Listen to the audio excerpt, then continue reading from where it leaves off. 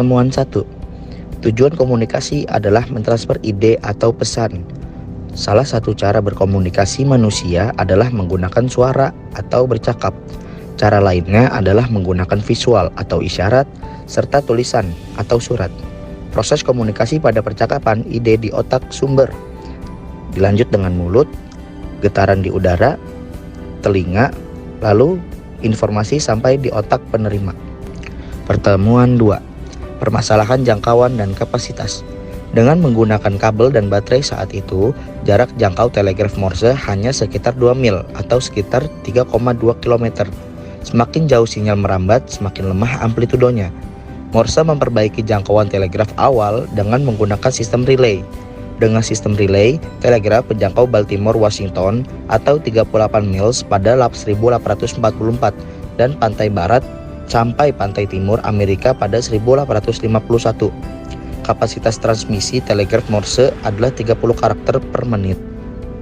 Secara garis besar dapat kita ringkas bahwa Ampere, Gauss, dan Faraday meletakkan landasan fisis dari elektromagnetika melalui hukum-hukum yang dirumuskan masing-masing. Maxwell menyatukan hukum-hukum tersebut dan menggunakannya untuk memprediksi rambatan gelombang elektromagnetik. Heinrich Hertz memverifikasi dugaan Maxwell tersebut dengan percobaan induksi elektromagnetiknya, sedangkan Marconi mempelopori aplikasi di lapangan dengan transmisi sinyal telegraf.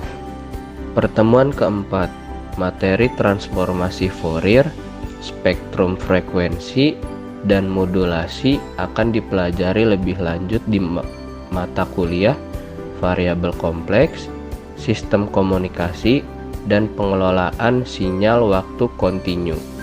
Materi tentang media transmisi kabel dipelajari lebih lanjut pada mata kuliah elektromagnetika terapan dan elektronika telekomunikasi atau serta saluran gelombang mikro. Materi tentang media transmisi nikrabel dipelajari lebih lanjut pada mata kuliah elektromagnetika dan antena propagasi serta sistem komunikasi, sistem komunikasi digital, dan sistem komunikasi nikrabel atau seluler. Materi tentang transducer dan sensor tidak dipelajari secara mendalam di kurikulum teknik telekomunikasi. 1. Proses pensinyalan dapat dilakukan melalui kanal yang berbeda dengan kanal untuk suara, outband signaling. 2. Atau menggunakan kanal yang sama, in-band signaling. 3. Jika menggunakan kabel yang sama, in-band signaling berarti signaling dan suara dilakukan pada frekuensi 300 sampai 3400 Hz. 4. Jika menggunakan kabel yang sama, outband signaling berarti kanal suara menggunakan frekuensi 300 sampai 3400 Hz dan kanal signaling menggunakan frekuensi di luar itu. 5. Jika menggunakan kabel berbeda, maka sudah pasti outband signaling. Gambar di atas menunjukkan outband signaling dengan jalur fisik berbeda. Jar lokat adalah sistem pengkabelan dari terminal ke node dengan menggunakan kabel tembaga.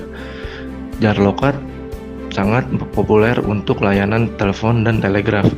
Secara perkembangan, jar lokat sudah dimulai sejak transmisi awal dari telegraf Morse tahun 1844 dan berkembang pesat pada masa telepon. Jar lokat dikembangkan terutama oleh Bell Lab dan AT dan T. Pakem pembuatan jar lokat, rumah kabel distribution, poin, kabel bawah tanah, kabel atas tanah, dan lain-lain, mencapai puncak pada tahun 1980-an. Pertemuan ke-7. Pada bagian ini, kuliah membahas tentang indeks kinerja jaringan akses. Analogi diberikan menggunakan perjalanan dari Bandung ke Tokyo sebagai representasi jaringan akses dan inti. Kinerja dijelaskan sebagai ukuran tingkat kinerja suatu sistem, khususnya pada jaringan akses. Kualitas sinyal dan komponen jaringan memainkan peran penting. Konsep daya sinyal, konversi watt ke dBW, dBW ke watt, serta satuan dBm diuraikan. Peredaman dan penguatan, draw, signal to noise ratio atau SNR, grade of service atau GOS, quality of service atau QoS, delay, jitter, dan throughput juga dibahas sebagai parameter kinerja pada jaringan inti. Pertemuan 8. Sejak Alexander Graham Bell pada tahun 1857 hingga 1990-an, telepon analog mendominasi telekomunikasi. Jaringan telekomunikasi dibangun dengan prinsip analog, termasuk sentral, switching, dan sinyal. Perkembangan komputer digital pada tahun 1970-an membawa pergeseran ke telepon digital, khususnya dengan Integrated Service Digital Network atau ISDN pada 1990-an. ISDN digantikan oleh Voice over IP atau VoIP pada tahun 2000-an yang kemudian berkembang menjadi aplikasi seperti WhatsApp dan Line. ISDN, VoIP, dan aplikasi modern seperti WhatsApp berbasis data digital memerlukan pemahaman konversi sinyal analog ke data digital. Pertemuan 9. Pada pertemuan ini, tujuannya adalah yang pertama, mahasiswa memahami tujuan dari pembuatan protokol komunikasi. Yang kedua, mahasiswa mengetahui contoh protokol komunikasi khususnya TCP atau IP. Selain itu, perlu diingatkan bahwa gambar-gambar foto dalam slide ini diperoleh dari internet dan hak cipta pada pemiliknya masing-masing dan penggunaannya hanya untuk keperluan ilustrasi. Pertemuan 12. Pada pertemuan 12 ini tujuannya supaya mahasiswa dapat memahami tujuan dan motivasi dari penggunaan modulasi digital. Yang kedua, mahasiswa dapat memahami macam-macam modulasi digital dan parameter-parameter. Pertemuan 13.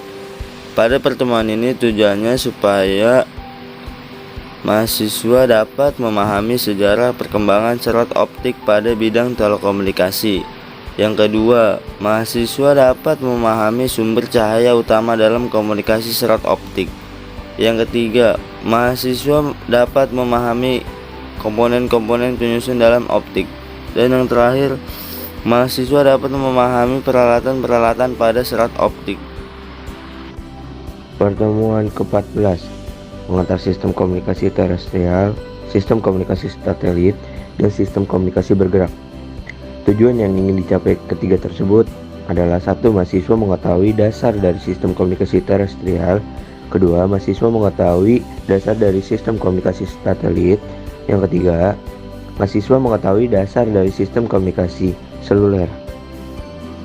Pada sistem ketiga tersebut yaitu sistem komunikasi terestrial, sistem komunikasi satelit, dan sistem komunikasi seluler adalah untuk sistem komunikasi yang menggunakan media transmisi udara atau tanpa kabel, yang bisa dibilang itu wireless. Pada ketiga transmisi ini menggunakan antena diperlukan untuk transmisi dan resepsi gelombang ke udara dari udara.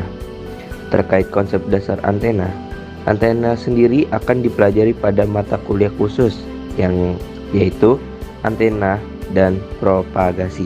Terima kasih. Thank you.